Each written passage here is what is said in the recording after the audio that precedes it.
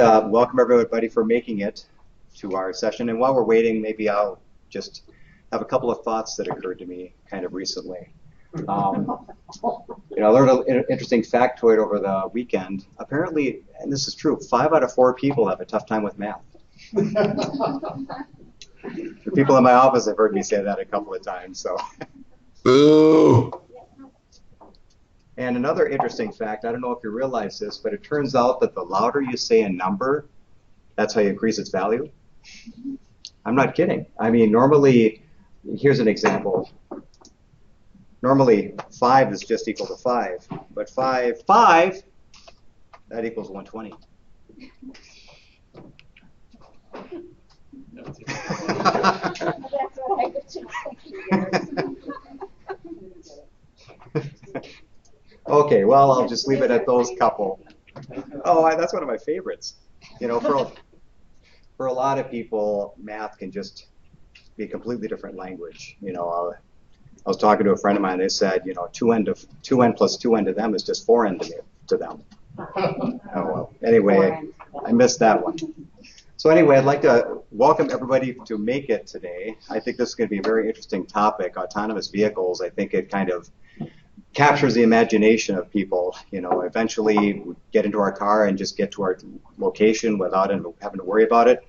From a temporary traffic control perspective, I work with work zones. From a temporary traffic control perspective, I think that there's a lot of potential with it. One of our major types of crashes that we have in work zones are rear-end crashes. And there are different levels of autonomous vehicles, and Mike will probably get into that a little bit possibly. But even just implementing the, what do they call it, the dynamic cruise control or the dynamic cruise control feature that just keeps a distance between you and the vehicle ahead of you would dramatically reduce rear-end crashes because the car will stop for you when you come up to that. I was a little surprised the other day. I've got a VW Beetle that we just got, and it had a couple of features attached to it. It's got blind spot alarm systems, and it's got the alarm if a vehicle pulls up behind me. But I was a little surprised because it actually stopped my vehicle when another car drove by a little bit too close. I mean, it was far enough away that they weren't going to hit me, but it stopped the vehicle, which was fantastic. So these types of technologies that are out there are going to be just really, really good. But I don't want to steal Mike's thunder. I'll let Mike talk a little bit more about this. So he'll be talking about AV, and I'll let him introduce all that topic stuff that was in the announcement. But Mike is a 2013 graduate of the University of Minnesota with a degree in civil engineering. He spent his first year out of school working as a consultant for MnDOT before being hired into MnDOT's graduate engineer rotation program. Mike's experience includes rotations through the traffic office work zones unit, and he did great work for us, by the way, Metro Design Unit, and 2 summers heavily involved in construction projects assisting with construction inspection and project engineering. He has spent the last year and a half as an Intelligent Transportation Systems Project Manager, ITSPM, I love acronyms, for MnDOT's Office of Traffic Safety and Technology, where he serves as a project manager for the Minnesota Autonomous Bus Pilot Project. So please help me welcome Mike Kronzer.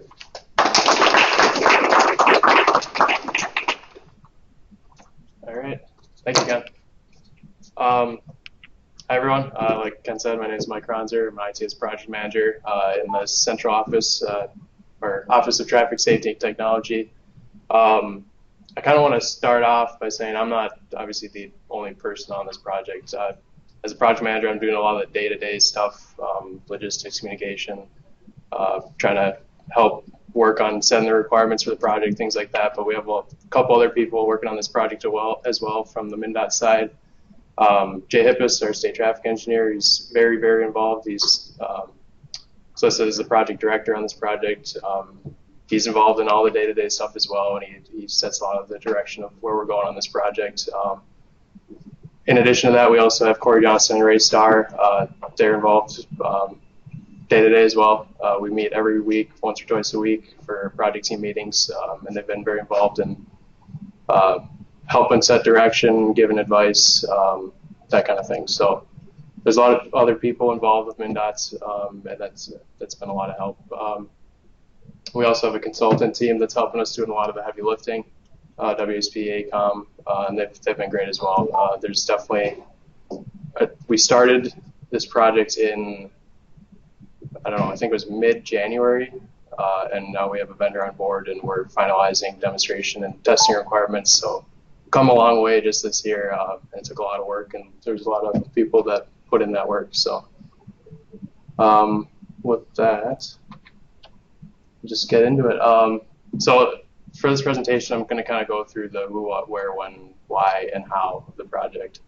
And the first question that we seem to always get is, why is MnDOT involved with autonomous vehicles? Why are we bringing an autonomous vehicle to Minnesota?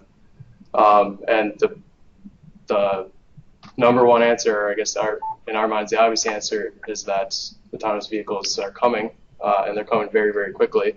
It seems like, you know, monthly there's another news article coming out about some auto manufacturer that's bumping up their new target date for a personal self-driving vehicle.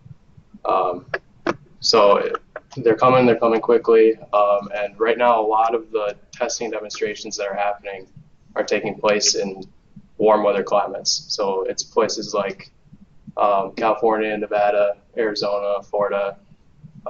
There's really nothing, I shouldn't say nothing, there's limited testing that's happening in cold weather climates. I think there's maybe a little bit going on in Finland, and there might be a little bit going on in Michigan. But so far it's been pretty limited, and as autonomous vehicle technology advances and progresses, we want to make sure that that technology is taking into account, you know, our climate, our specific needs, and our winters, and the challenges that come with that. So we don't want to get left behind. We want the industry to be prepared as they advance the technology for our climates, and we want to be prepared for whatever their special needs may be in regards to our special conditions up here. So just run through our project goals quick here. Again, the winter conditions, that's kind of our number one goal of the project, is how does autonomous technology deal with snow and ice conditions. And that can be, you know, falling snow, creating visibility issues for the sensors. Most of these vehicles run on radar, LiDAR cameras, or GPS, and a couple of those are going to be affected by adverse visual conditions. You know, if you have heavy snow falling, how does that affect the sensors, and how does that affect how the vehicle drives? In addition to that, you know, you get the slippery conditions, and how does the vehicle detect that it's losing traction? How does it react when it does lose traction? Again, visually, if there's snow on the ground, if it's relying on pavement markings and it can't see them, does it just stop, or does it run off the road, or how does it react there? So we want to make sure that the autonomous vehicle industry is addressing those challenges, and that we're aware of what challenges they are seeing, and doing what we can to kind of help out, I guess, in that respect. Kind of going back to the why are we doing this question, the part B of that is, why are we doing an autonomous bus or shuttle? MnDOT doesn't operate buses, so we get that question quite a bit too. And the answer there is that a lot of personal vehicles right now, they're kind of talk about the levels of autonomy in a little bit, but a lot of those are operating up to a level 2 autonomy, and that's like your Tesla with autopilot. And the freight or the transit manufacturers, they're kind of jumping more ahead into the level 4 or level 5 right off the bat. So they're a little bit more advanced, and industry has kind of consensus that freight and transit will be the early adopters. They'll be the first ones out on the road actually operating autonomously at these the level 4, level 5 conditions. So we want to make sure that when these third-party operators are out there operating autonomously, that they're doing so safely and efficiently, and that we're providing whatever infrastructure or infrastructure or direction that we need to give them so that they can do that efficiently and safely. The third one we have is mobility, and that's kind of tying into just one of the general benefits of autonomous vehicle technology. There's huge opportunity here for first mile, last mile connections, and then also providing transit options for people like the disabled community, anyone who has trouble getting around right now without the help of someone else. This autonomous vehicle technology could kind of bridge that gap. So we want to make sure that when we're working with the autonomous vehicle vendors and the industry, that they're aware of the challenges there and that they're addressing those, they're thinking about those as this technology advances. And I kind of touched on this, so our fourth project goal is the infrastructure. What do we need to do to make sure that these vehicles are safe and efficient on our roadways, whether that's putting down special pavement markings that the vehicle can quote unquote see if there's snow covering it. Is it special signs that have to be put out there so that the camera systems can pick up the sign and read the sign and understand what it means. We want to make sure that we're aware of what they need and that we're thinking about that as we plan for the future. So our fifth goal is influence. Minnesota wants to position itself as a leader in the autonomous vehicle world, I guess. We're in the early stages. Like I said, there's some testing and things going on in a couple of states in the south, not too much in northern climates. We want to make sure that we're in a position to lead and to influence as far as things like legislative activity. We got to make sure that we're able to influence that and make sure that things are going in the direction that we want them to go. So that we're meeting the needs of Minnesota. And then lastly, partnerships between different government agencies in the autonomous vehicle industry. Again, as we advance this technology, those are going to be very important. We're going to have to work with different agencies and different autonomous vehicle manufacturers, technology companies, auto manufacturers, legislature, etc. So we're trying to build those partnerships right now. So kind of touching on that legislative side of it, and this might even be outdated because it has been changing so quickly. Last I've heard, and maybe Ray, you're a little bit more plugged in than I am, but last okay, yeah, so it's changed again in the last month or so. So 25 states have passed some sort of legislation in regards to autonomous vehicles, whether that's passing legislation, an executive order from the governor, or both.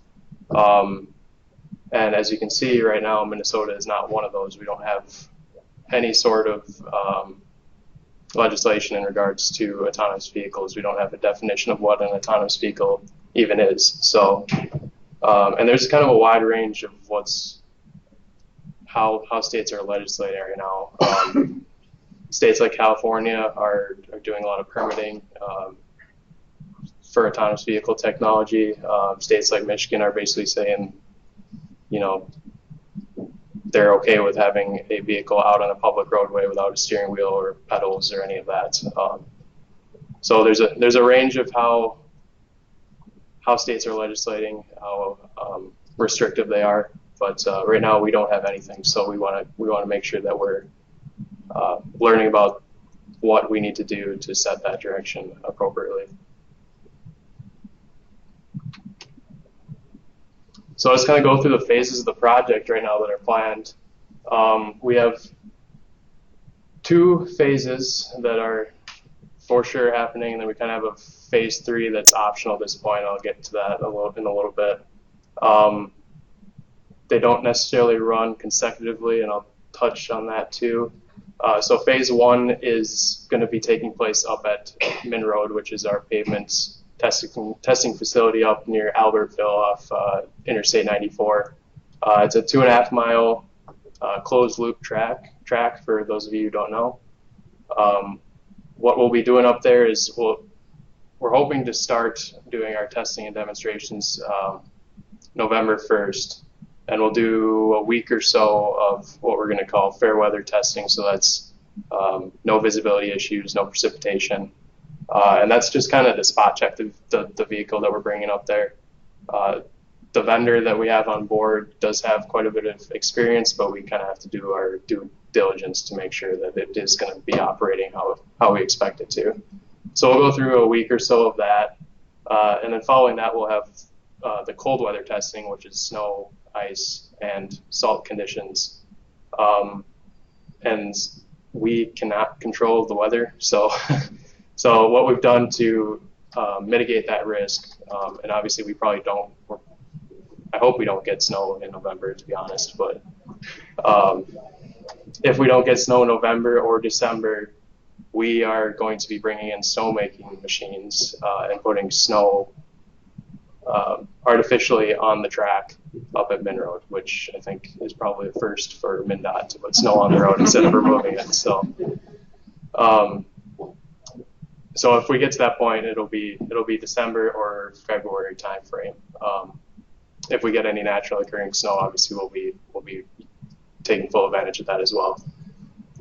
So the MnRoad timeline kind of goes from November 1st to the end of February. Sure, go ahead. The $10,000 question that I think a lot of people are probably thinking, what speed is it actually going to go based on the speed limit? I've always kind of wondered that. Do they follow traffic or do they follow speed limits? So that's a good question. This vehicle, so this image I have on the slide right now is actually dated as well. We've changed it within the last few weeks. The vehicle that we have on board, its max speed, it is a shuttle. Its max speed is 25 miles an hour. So we were hoping when we kind of started this project to get a full-size, 40-foot bus. Unfortunately, there's not too many of those in the world right now that are operating autonomously. So we didn't necessarily have luck getting a full-size bus, but we did get the shuttle. And these shuttles run on pre-mapped, pre-programmed kind of routes, so they actually aren't even going to be reading the speed limit sign as it drives by. It's basically going to be programmed into it based on its GPS location. It will know what speed limit it should be going at that wherever it's located. So. But its max speed is 25, so 25 miles per hour. Yeah. So these are low-speed shuttles. We figure they're going to be probably addressing the last mile problem. Getting people from their destination to a transit station or something like that. So since we're only going to be having, a week and a half of fair weather testing, we might not get snow for a while. There's going to be a little bit of a gap of time where we're up at MnRoad, and what we're going to be doing during that time is organizing some tours to bring groups of people up there. Again, you can be on the list. We haven't quite started the organization here yet and figuring out, who or how to send the invites out and who to send them to and things like that. But we will be organizing tours and bringing people up there. We'll hopefully do some sort of presentation, on the vehicle itself. If the vendor's up there, that would be even better. They can talk a little bit about the vehicle. And the bus will be up there looking to see it. And then we actually have two routes set up. We have the testing route. We'll have two routes set up. We'll have a testing route and a tour route. And the bus will pick up groups right at the front door, and it'll drive them around the routes. And there's going to be two stops, and can drop them off, or they can keep riding and come back to the first stop. So it'll be cool for people to come up there and see the vehicle, see the technology, and actually get to experience the technology. A lot of the outreach here will probably go towards legislators and things like that to try to promote the technology, especially with the heavy focus on AAV and CV in the coming sessions. So there'll be more to come on that, Ken. Yep. As a suggestion, don't forget to get someone from ADA to come up here. Yeah. We have several actually disabled community groups that we've already spoken to about coming up there. So So phase 2, and this is why I said it's not necessarily consecutively, just depending on the weather. Phase 2 is obviously a very hard date. February 4th is the Super Bowl. We can't move that. So they're going to be having about 10 days of events, different Super Bowl events leading up to that Super Bowl Sunday. Our plan is to do some sort of demonstration showcase open to the public on about 5 of those days leading up to the Super Bowl, hopefully within close proximity of different events that are going on. We've been in talks with Minneapolis, St. Paul, Bloomington, the Super Bowl Planning Committee, and we've been kind of whittling down our sites, and we've also been talking to the vendor, obviously, because if they don't want to do it, then we can't force them to. But so far, the vendor's been very open to this opportunity. As you might imagine, there's a lot of marketing opportunity there. And we've kind of whittled it down to 2 sites, and we're going to be sticking with Minneapolis since that's kind of the heart of where all these events and activities are taking place. So our 2 sites are the Stone Arch Bridge and Nicollet Mall. A couple advantages of the Stone Arch Bridge is that it's closed to traffic, which is we're not going to be operating this vehicle in mixed traffic conditions. There will be ped and bike traffic, so that's something we'll have to figure out how to deal with that. But the Stone Arch Bridge is obviously a landmark location. It's a pretty easy route. I mean, you're going straight. There's no turns, right? There'll be a little turnaround spot at each end with a stop, but there's also going to be a couple of events going on at each side, so we'll have good public exposure as far as foot traffic too. One of the issues we're running into with that is, again, there is ped and bike traffic on that bridge, and there's quite a bit of it. So we'll have to figure out a way to keep people from jumping in front of it just to stop it, just to see if it stops. I can imagine it stopping about 20 times going across that bridge, with people just seeing if it will stop for them. So we'll have to figure out logistically what to do with that. But the second location is Nicollet Mall from 5th Street to Washington, I believe it is. It's 3 blocks. 5th Street's where the light rail is. There's going to be a Super Bowl event going on on Nicollet just south of there, so there'll be a ton of public exposure. One of the issues we have with the Nicollet Mall location, that 3 blocks, 3rd and 4th Street Nicollet's going to be closed, but 3rd and 4th Street are still going to be open to cross traffic at the signals. So we run into some problems right there with running this vehicle through those intersections. We've talked about getting signal exemption for that, but I guess we're still unsure right now if that qualifies as a closed road or not, if it's got cross traffic. And if it's not a closed road, we'll have to get some sort of federal exemption if we want to cross those intersections, which is a lot of work. So more to come, I guess, on that.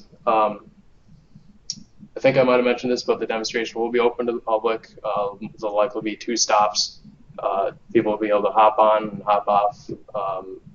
The vehicle only carries, I think the maximum is 12 people at a time. So we don't want the route to be too long, because then you don't get too many people experiencing the technology. And again, 5 days of operation. And we're putting together a Super Bowl Planning Committee proposal package right now to kind of pitch the idea to them.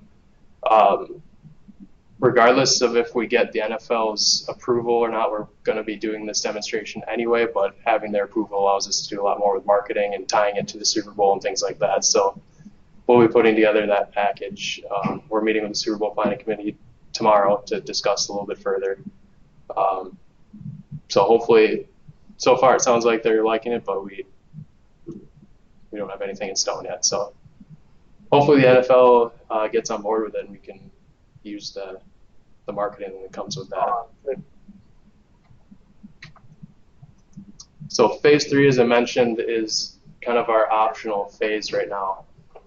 We're still in planning stages right now with what we might do here.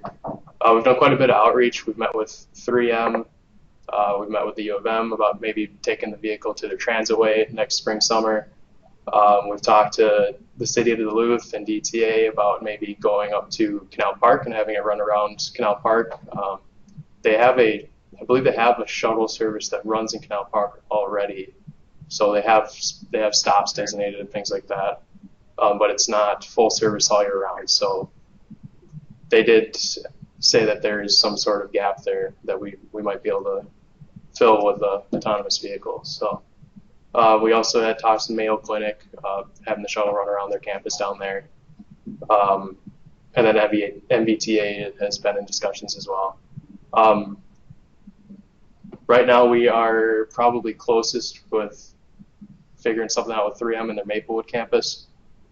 They've showed interest in that, having that. They have shuttles on their campus already that are on demand, and they come and pick up people and take people from building to building. So this would kind of fit into that model. So just to give you a little idea of our timeline, like I said, we started this project in mid-January, and then by mid-June we're issuing an RFP. So we did a lot of preliminary work with researching the state of the industry and legislative requirements and things like that. And we did a lot of outreach to industry as well to see what kind of interest there was and who could do what and what kind of capabilities the autonomous industry actually had. And then we did a industry forum webinar. I think that was April, at which we had a really good turnout too. I think we had 20 plus different vendors that joined for that. And again, we issued the RFP soon after that in June. Went through the selection process in end of July, and we actually just issued notice to proceed with our selected preferred vendor last Friday. So that was a good milestone for us. And again, going forward, MnRoad will start testing November 1st. Super Bowl showcase is 10 days leading up to that February 4th date. So this is the list of people who joined us for that April 20th industry forum, or the webinar we put on to do some outreach about the project. It's pretty interesting kind of who joined and how many people were interested right off the bat. Again, we didn't have too much time to put this together and do the outreach. The top, I think it's top 4 vendors there are shuttle vendors. There's some different autonomous vehicle technology companies after that. There's bus manufacturers, auto manufacturers, different state agencies, and then some different engineering firms. So we got a pretty good turnout on that. So I thought this was it was pretty well representative of the 3 different groups: the autonomous bus vendors, the bus and retrofit companies, and then public agencies. We got a little bit of everything. So we ended up getting 2 vendors that responded to the RFP. One was Local Motors and their Ollie shuttle. Local Motors was partnered with IBM and their Watson technology. They're quite a bit newer to the game than our second vendor. Our second vendor that responded was Easy Mile and their Easy 10 shuttle. They have been doing this for a little while now, a few years now. They have quite a bit of experience with the autonomous shuttles. So we ended up selecting Easy Mile for this project, and again, we issued the notice to proceed just last Friday. So we're pretty excited about that. Just give you a little information about Easy Mile and their shuttle. It's called the Easy 10. Easy Mile is based out of France. They have their France office, and they also have an office in Singapore, and they just opened an office within the last year in Denver. I think they have, last I checked, they have 2 employees in Denver. So, and those are the 2 we've been working with closely on this. So, the vehicle is electric. It carries 6 to 12 passengers. I think it's 6 seated and 6 standing. There is no steering wheel. There's no pedals for gas or brakes or anything like that. It's just a door, you walk in, there's seats, and some standing room. So, and again, this vehicle operates at level 4 autonomy out of 5 levels, so, which I'll talk about a little bit here. So if you Google the levels of autonomy, there's a whole bunch of different charts that can be pretty confusing. I can't remember where I found this, but it simplified it quite a bit for me at least, and I thought it was a pretty good slide. Level 0, I mean, it's basically your hands, feet are on. That's your basic car that's been around forever and doesn't have any sort of safety technology in it. Level 1's hands or feet off, so it's, you know, adaptive cruise control, but you still got to steer. Level 2 is basically a good example is Tesla's autopilot, where you can take your hands off, you can take your feet off, because it'll give you lane centering and adaptive cruise control, but you have to keep your eyes on the road still and be ready to take over.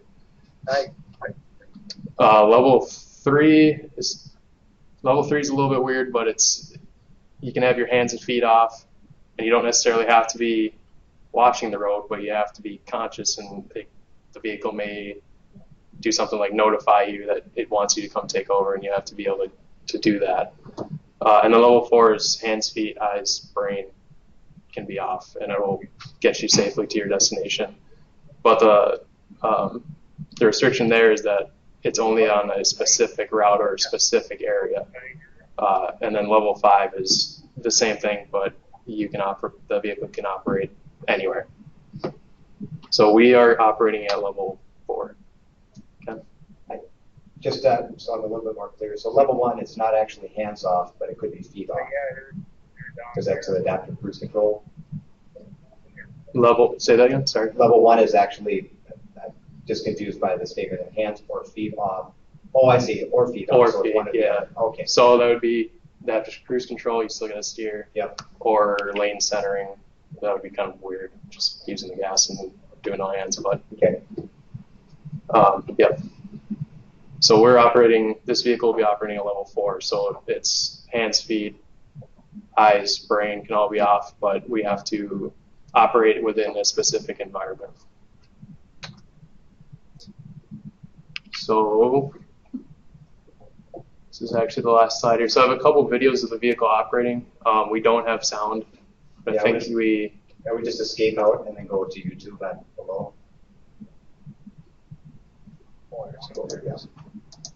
While you're pulling that up, quick question for you. Yep. So on the mid-road site, it's a constrained location. What is it actually doing from the autonomous standpoint? Is it sensing the environment around it so that it adapts to the signs and so forth? Is it watching out for pedestrians, watching out for other cars? What's going to be tested out of inroad? So the EZ10 shuttle is operating on a pre-mapped, predefined route. And the way it follows that route is through, I believe it's mostly through GPS localization, but it also has cameras, and I believe it has LiDAR. I'm not sure if it has radar or not, but so it's going on this predetermined route, but at the same time it's sensing its surroundings. So if there was a situation where a pedestrian walked out in front of it, or a car did, or something else, it would stop. Or it would sense that, it would stop, wait for the all clear, and then continue on its route.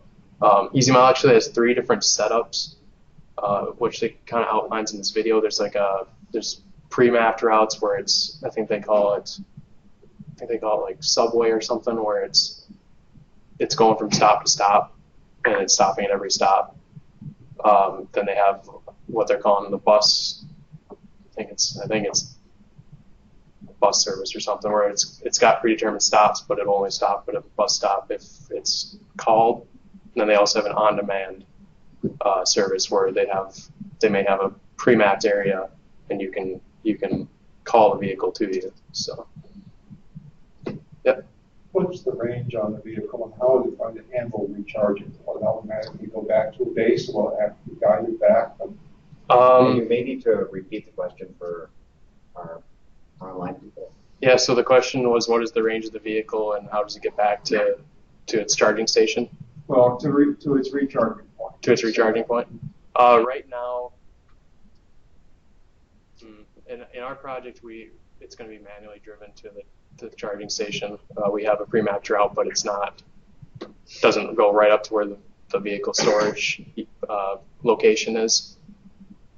I guess I don't know for sure how they've done it other places. I'm sure they could map out a route directly to the charging station and have that be a designated stop. As far as the range goes, I can't tell you off the top of my head. I think it's like 14 hours of operation at its cruising speed, which is 15 miles an hour. But that obviously changes in different environmental conditions. If it's cold out or if there's a lot of demand or a lot of people riding it, that could shorten up. So let's give this a play. Again, there's no volume here, but I think there's some possible closed captions. So not subway, metro, sorry.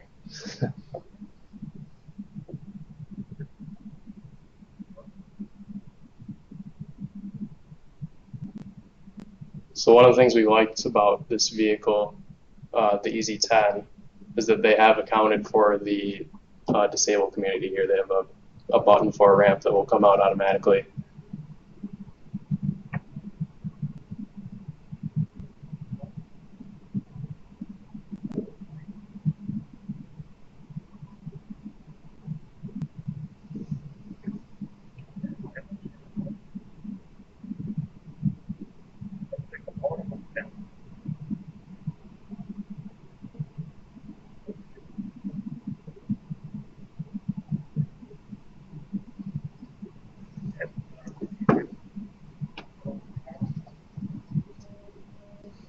So I should mention too, when we're giving tours or doing the Super Bowl demonstrations, there will always be an operator on board.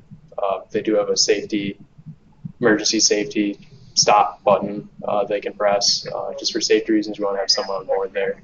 And then obviously during demos and tours, we want someone on board to be talking about the vehicle. And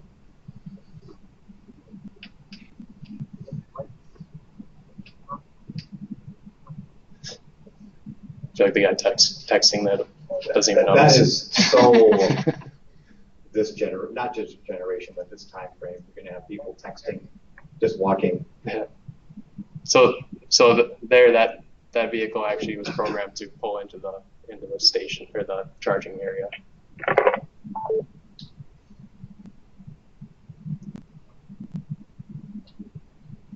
So Kelly, any comments, any questions?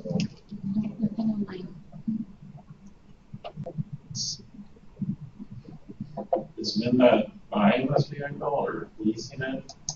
No, we're renting it, I guess technically.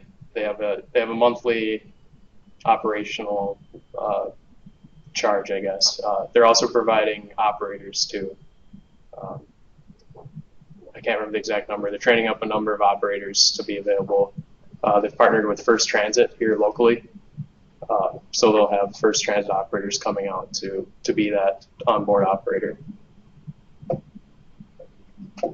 So this video here, I actually just found this yesterday. It's created by Dubai's Road Transit Authority. They just did a project with Easy Mile last year. I think this video came out in the fall. Again, there's no sound. It's kind of a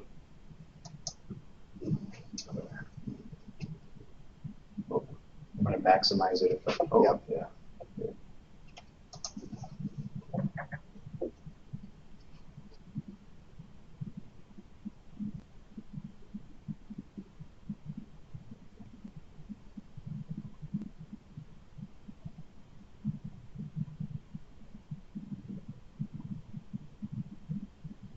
So Dubai's actually set a hard goal of 25% driverless transportation by the year 2030.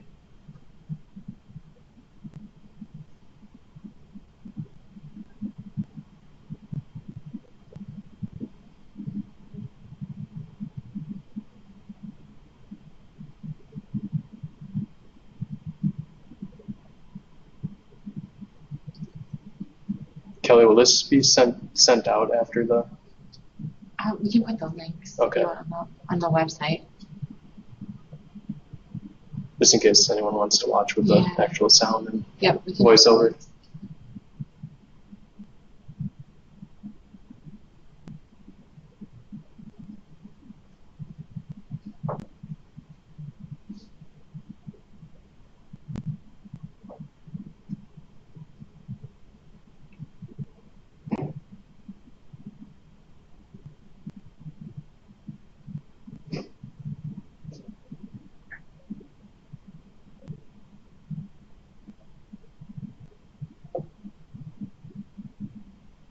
And maybe you can turn off the closed captioning because that is interfering a little.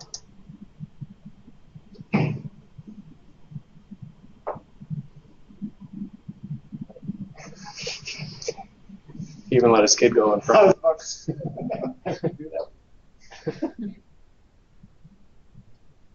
Well, I'd risk myself, but not my kid.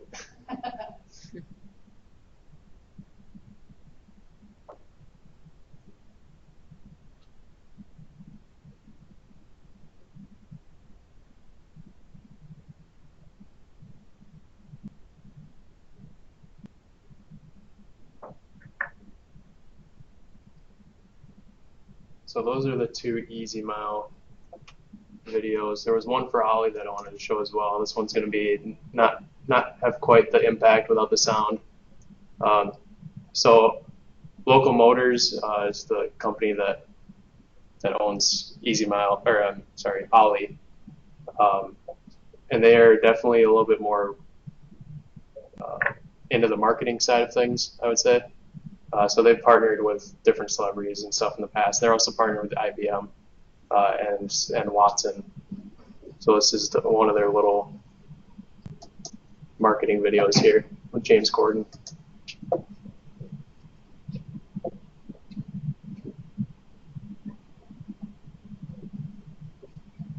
I'm not going to do my James Corden impression and talk over it.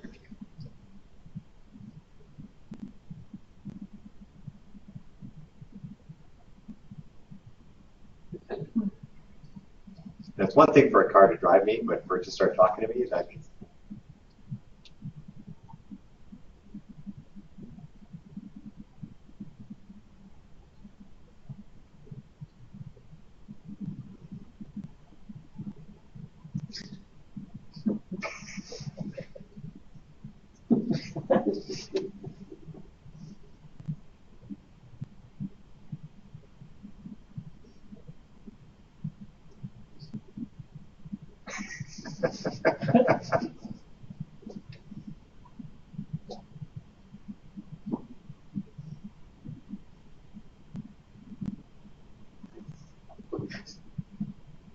I would encourage you to watch that with sound. It's pretty funny. But,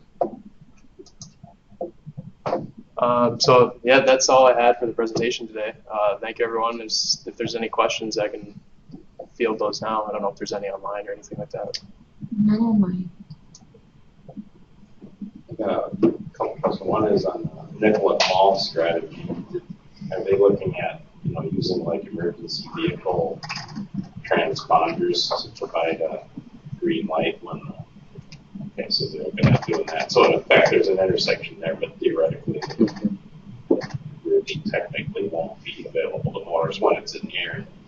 Yeah. So the question was, is there going to, for the Nicollet Mall location for the Super Bowl demo, is there going to be some sort of, or is there the availability of signal preemption to give us, like an emergency vehicle would, to give us the green lights? And we do have that ability. We still just aren't sure if a traffic signal would qualify as closing that road, giving them a red light counts closing the road. So the other question I had, I take it that buses are kind of expensive, but they seem to have a lot of them. I mean, we've got a lot of people and things involved in the Super Bowl, so many hundreds of millions of dollars. The idea of, say, doing both the Stone Arch Bridge and Nickel Mall with two of the buses on each one, or is that just like not possible? It's just real expensive. yeah. So the question there was, would it be possible to do more than one vehicle just based on the Super Bowl being such a big In event. both locations. And doing, 2 vehicles, one at Stone Arch Bridge, one at Nicollet Mall. We actually had thought about possibly doing more than one vehicle, but I think just for simplicity's sake, we wanted to start off with one. Are you kind of waiting for the company to offer additional vehicles? What a great marketing opportunity. Yeah. So one of the issues is the fact that they're based out of France, and that's where they manufacture the vehicle too. So there's always the risk of running into issues with like customs and getting federal exemptions for multiple vehicles versus just one, things like that. So I think the risk bumps up a little bit the more vehicles we add, at least at this stage. Maybe it's not that big of a deal in the next year or so, but just for simplicity's sake and reducing our potential risks for the project, that's why we decided to just stick with one vehicle for now. But I've heard talk from EasyMail themselves even offering in the future for more vehicles. So. For the optional phase 3 is, so you're looking at potential routes that would be somewhat permanent or for a year or two, or how would that work out, I guess? So the question is phase 3 looking for permanent routes, or what's the timeline on phase 3? So right now phase 3 is kind of just envisioned as the next step. MnDOT is a very controlled environment. The Super Bowl showcase is semi-controlled. It's going to be, a closed road, pretty small scale. Phase 3 is envisioned as that next step where we're looking at an environment where it's not necessarily full-on mixed traffic, but it's a little bit more complex, and it'll be an actual operational scenario. How long that vehicle will be operating in phase 3 is kind of up to EasyMile themselves, and then the partner who wants to bring that vehicle in. We don't really have a set timeline on phase 3. Like the 3M campus you described as people just call the shuttle when they want to, but it sounds like they have that technology available with people, or for certain buses where they can call and they have that area pre-mapped, basically. So 3M has talked about a 6-month timeline to bring the vehicle in. I'm not sure. I can't speak to what they plan to do after that, but obviously they're interested in the technology, and I could see them maybe pursuing it further after that. But I think they want to bring it in first and kind of showcase it to their senior leadership as well. So.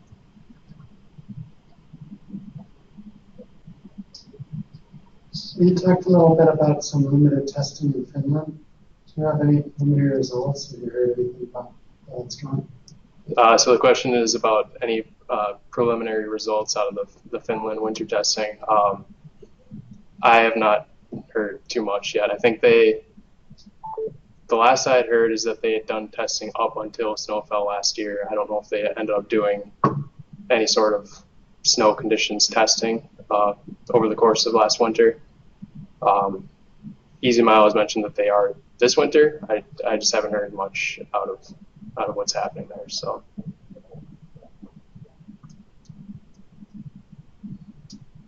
Is the EasyMile vehicle, is that set up with traction control? It occurs to me that traction control is one of the easier autonomous things, and so most of our passenger vehicles have it already.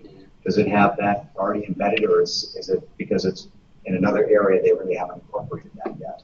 Yeah, so the question is about EasyMile's having traction control or something along that nature. From what I've heard, they've just implemented 4-wheel drive into their vehicle, and that's kind of one of the things they want to test in these winter conditions to see how well that operates.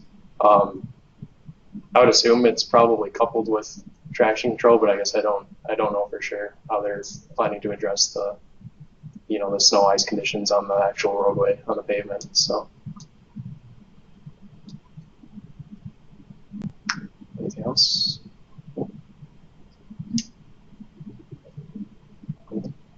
All right. Well, thank you, everyone. I appreciate it. Thank you.